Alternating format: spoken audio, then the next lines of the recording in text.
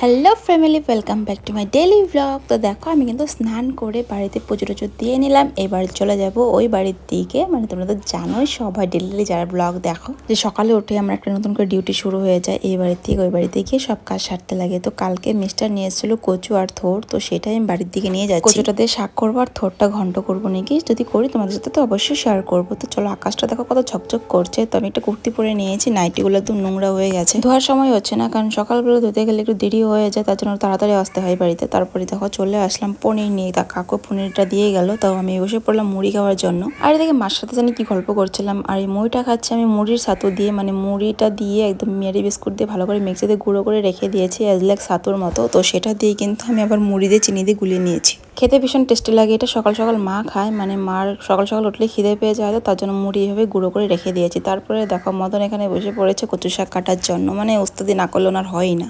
আর actually আমারই help হয়, কারণ সকাল সকাল সবজিগুলো কেটে দিলে আমার একটু তাড়াতাড়ি রান্না করতে সুবিধা হয়। আর এই ঘরে এত গরম পড়ে একটু বেলা হয়ে গেলে, তার জন্য কিন্তু সকাল সকাল রান্নাটা বসিয়ে দেবো। আজকেও মারাত্মক লেভেলের আজকে রোদ উঠেছে, তো এই ঘরে একদমই টিসকানো যাবে না, তার জন্য ভাবলাম না আজকে সকাল সকালই রান্নাটা করে দিই, যেহেতু কাকু সকাল সকালই পনিরটা দিয়ে গেল। আর এদিকে বেগুন ভাজা আর পটল ভাজা আমি করে নিচ্ছি।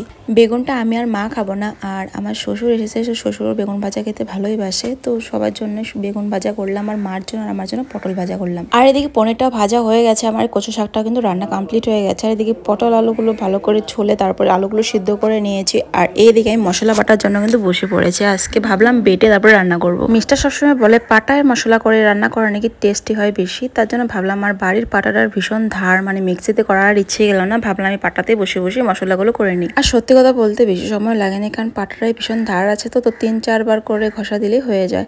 তো এদিকে গরম মশলাটা বেটে নিলাম, মানে এলাচ আর একটা দারচিনি দিয়েছি ছোট্ট করে রেখে, তার পনিরটা টেস্ট লাগবে। আর এদিকে বাটাবাটি কমপ্লিট হয়ে গেছে, আর এদিকে সব কিছু রান্না কমপ্লিট মোটামুটি। এবার ঝোলটা হলে কিন্তু আমার রান্না কমপ্লিট হয়ে যাবে।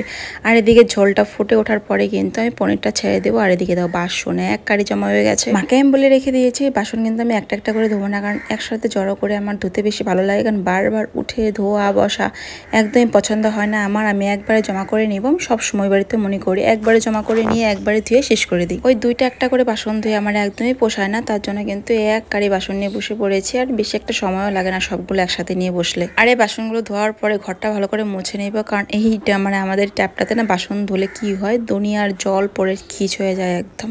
তারপরে এদিকে ঝোলটা ফুটে গেছে, তারপরে পনিরগুলো আমি ঢেলে দিলাম। এইবার একটু জাল হওয়ার পরে জিরের গুঁড়ো দিয়ে দিব আর গরম মশলাটা দিয়ে নামিয়ে নিব। তারপরে কিন্তু রান্না কমপ্লিট হয়ে গেছে। আর ঘরটা এবার ভালো করে মুছে তারপরে ওই যে ভাতের ডেস্কিটা দেখতে পাচ্ছ নিচে রয়েছে, সেটা গ্যাসের উপরে তুলে রেখে দেবো। আর ওদিকে তনু এসে ধনুকে থ্রেডিং করে দিব।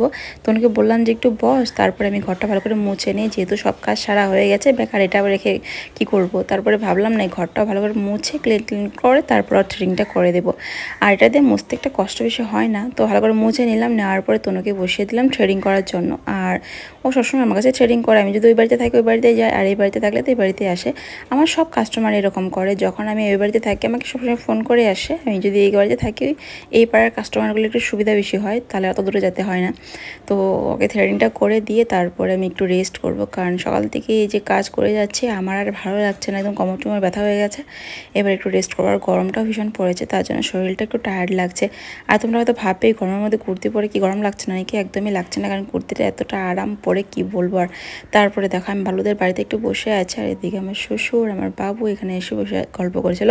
আর এদিকে বালুদের বাড়িতে আছে আজকে পদ্মপুরণ, মানে পাট পড়া, তার জন্য এদিকে বোটগুলো সিদ্ধ করতে বসিয়ে দিয়েছে, মানে ঘুগনি রান্না করবে। আর তিজুকে দেখো এদিকে থার চালাচ্ছে, এটা নাকি ওর থার, ওই দেখো গিয়ার দিচ্ছে না কি বলো এটাকে।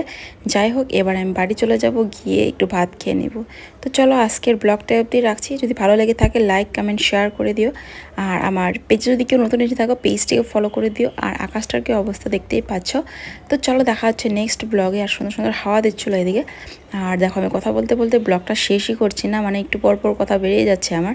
আর এই দিকে দেখো শ্বশুরমশাইকে কিন্তু ভাত খেতে দিয়ে দিয়েছি, আর আমি এদিকে বসে আছি।